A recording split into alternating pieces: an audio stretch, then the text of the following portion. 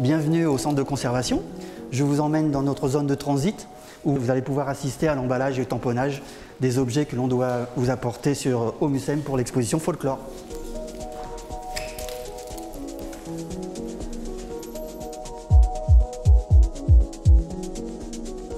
Au CCR, on a un atelier de menuiserie en cadre, donc où on peut fabriquer nos propres cadres à dimension de nos documents.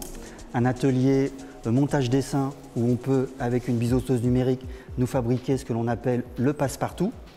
Et aussi le travail du plexi pour ce que maintenant le mode générique c'est de l'encapsulage. Donc voilà, ici on peut tout faire. On peut emballer puisqu'après on a tout notre matériel, que ce soit du carton, du bulle, papier de soie, que l'on peut aussi réemployer puisqu'en fin de compte c'est quand même de la matière première et quand c'est propre, et ben en fin de compte il n'y a pas de raison de le jeter. Donc on le garde, on le réemploie. Après X emploi on finit quand même par les jeter. Mais sinon après donc on emballe. Tout à l'heure, j'irai chercher le véhicule pour pouvoir charger, pour être prêt demain à partir à la première heure pour le J4, pour être au rendez-vous à 9 h et pour le déchargement des objets.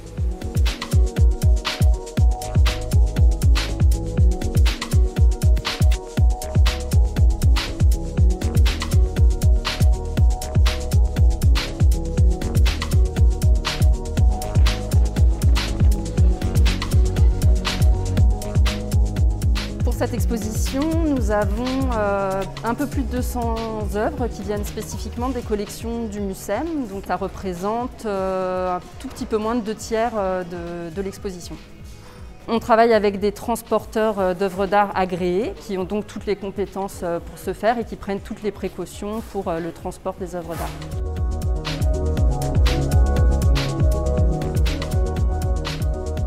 5 semaines en général avant l'ouverture d'une exposition commence l'aménagement à proprement dit, la fabrication en fait de l'exposition qui fait intervenir différents corps de métier. Donc l'aménagement général qui va construire véritablement les murs, le mobilier, les vitrines, etc.